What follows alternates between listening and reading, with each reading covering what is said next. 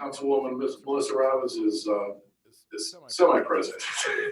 So we'll see if we get the technical difficulties worked out. Each member has received a copy of the March 17th council minutes. What is the pleasure of the council? Move to approve. Second. We have a motion and a second. Any discussion?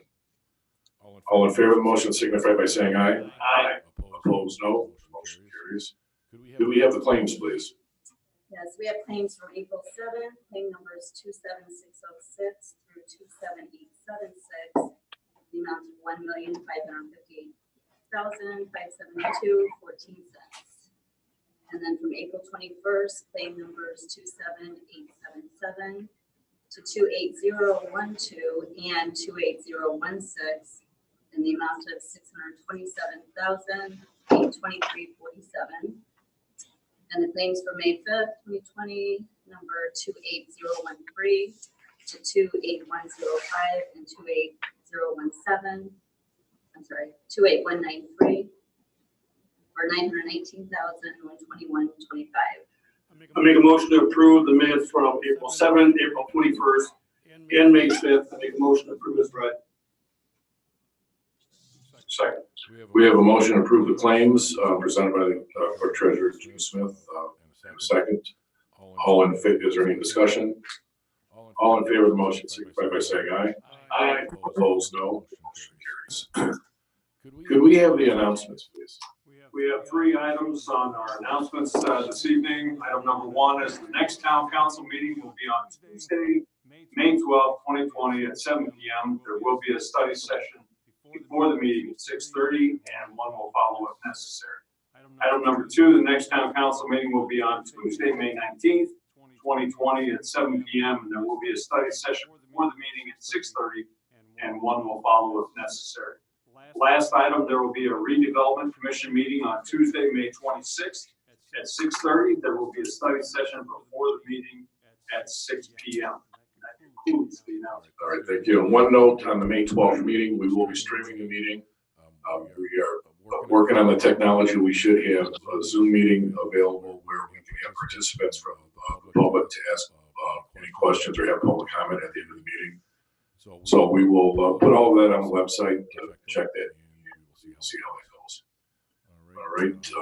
Do we have any communications, Mr. Commissioner? Thanks, sir. So I had been contacted by a sign contractor that was looking to find out the zoning of Reedy Elementary School, and that's because what I heard was that the YMCA was going to move there, and they needed to know the signage. They need to know the signage rules, and that is dictated by the zoning. And that's when it kind of came up while working on the zoning that maybe the zoning for the school would be different than the zoning of the YMCA. So I looked into the zoning, and yeah, there was a difference. That's when I contacted Larry, president of the Planning Commission, and conferred with him about the changes in zoning, and that there would be differences, and that the YMCA may have to actually go through some processes. And that's when I talked to Larry. Yeah, we spoke with our town attorney and going through some things. A letter was sent to the Crossroads YMCA. Specifically, we're just informing them that in order to move into that facility, that there are 2 ordinance variances that they're looking to accomplish, and that they have to go to the BCA, and from the BCA, BCA will either send it along to the Planning Commission with a favorable recommendation, unfavorable, or no recommendation whatsoever. And then also they have to submit a site plan of the facility to the Planning Commission for a public hearing in order to get that passed before they could think about moving in. And just on a information basis, because the existing facility is classified as an educational building, what's going into it if the YMCA goes there will not be an education. So they're going to be changing the occupancy classification of that building according to state building codes. So in order for them to put something else in there other than an educational facility, or educational occupancy, they must submit plans, drawings down to the Department of Homeland Security in Indianapolis for review to make sure that the change in occupancy doesn't require any additional fire exits or any other thing like that. And if they do, then how is that building going to be modified to accommodate all the things that they need to do? So that's information only. That does not come from us as a council or the building department or anything like that. That's a state matter. We're just kind of pointing it out. And I believe we can't issue the occupancy permit without the state design. That's correct. That's correct. All right, and one thing, just for the general public, a public hearing will be required at the BZA, which is the Board of Zoning Appeals. And when that happens, the certain number of people will be informed via certified mail that they're near reading school. They will have an opportunity to speak at a public meeting as well as the rest of the town or anybody in the interested party can speak for or against that. So we'll see whenever if the paperwork is submitted, we'll see when those hearings are held. We can help communicate from the council when those meetings will be. All right. Any other communications? All right. We do not have any reports tonight. This time we'll take any comments regarding agenda items on the agenda that we're going to vote on tonight. From anybody have a public comment or a question on an item that we're about to vote on? All right. I see our public has no question. Thank you for attending tonight. All right, we'll go to the first order of business under new business. Resolution regarding block development. And we have, Mr. Hobson, do you have a copy of that?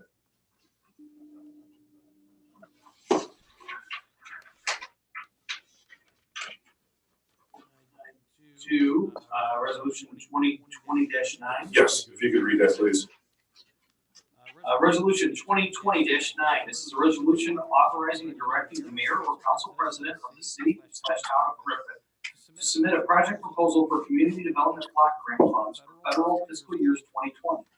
Whereas under the provisions of Title I of the Housing and Community Development Act 1974, as amended to date, Lake County, Indiana is authorized to provide financial assistance to units of general local government for undertaking and carrying out community development activities. Whereas it is provided in such an act that the unit of general local government shall provide a satisfactory assurance prior to submission of its application that Lake County Community Economic Development Department will hold public meetings and or public comment periods to obtain views of citizens of community development needs. Whereas the town of Griffith is proposing a project for assistance under the Housing and Community Development Act as amended to date and proposes to undertake and make available a total project cost of approximately $100,000. Whereas the town of Griffith has authorized Lake County Community Economic Development Department to hold public hearings and or public comment periods on its behalf, and Lake County Community Economic Development Department will make available to the general public through the mass media and other sources information concerning the program. Whereas the town of Griffith has general knowledge of the proposed uses of such funds and is cognizant of the conditions that are imposed in the undertaking and carrying out of community development activities and undertaking the federal financial assistance under Title I, including those prohibiting discrimination because of race, color, creed, sex, or national origin. Now therefore be it resolved by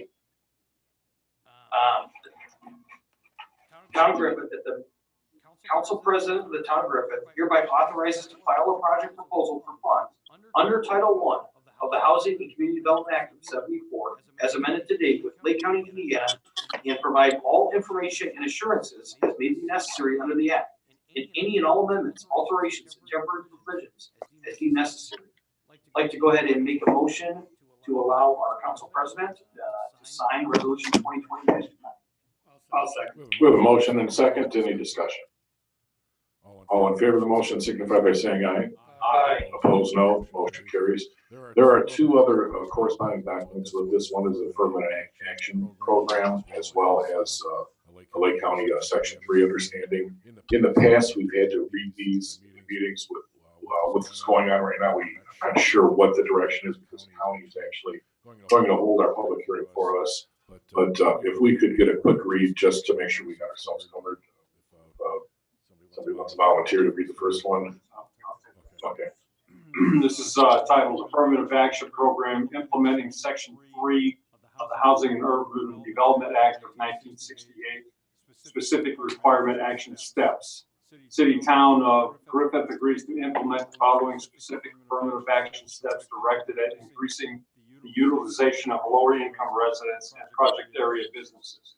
To ascertain from the HUD area office director the exact boundaries of Section 3 covered project area, and where advantageous, seek the assistance of local officials of the department in preparing and implementing the affirmative action plan. Item B, to attempt to recruit from the appropriate areas the necessary number of lower income residents through local advertising media, signs placed at the proposed site for the project, and community organizations and public or private institutions operating within or serving the project areas such as service, employment, and redevelopment, opportunities industrialization center, urban league, concentrated employment program, hometown plan, or the U.S. Employment Service. Item C, to maintain a list of all lower income area residents who have applied either on their own or on referral from any source, and to employ such persons if otherwise eligible and if a vacancy exists. Item D, to insert this affirmative action plan in all bid documents and to require all bidders to submit a Section 3 affirmative action plan, including utilization goals and the specific steps planned to accomplish the goals. Item E, to ensure that the contracts which are typically let on a negotiated rather than on a bid basis in areas other than Section 3 covered project area are also let on a negotiated basis wherever feasible when let in a Section 3 covered project area. Item F, to formally contact unions, subcontractors, and trade associations to secure their cooperation for this program. Item G, to ensure that all appropriate project area business concerns are notified of pending contractual opportunities. Item H, to maintain records, including copies of correspondence, memoranda, etc., which document that all of the above affirmative action steps have been taken.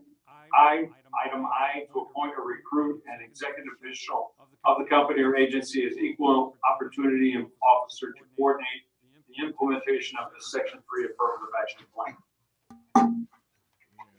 Yeah. Thank you, Mr. Bala. I would ask that we can read the second page, the Lake County Section 3 understanding, Mr. Marker. Section 3 understanding, the U.S. Department of Housing and Urban Development, HUD, issued regulations that provide the directive to create job opportunities for low-income persons when HUD funds are expended on a construction project. These regulations are known as Section 3 policy.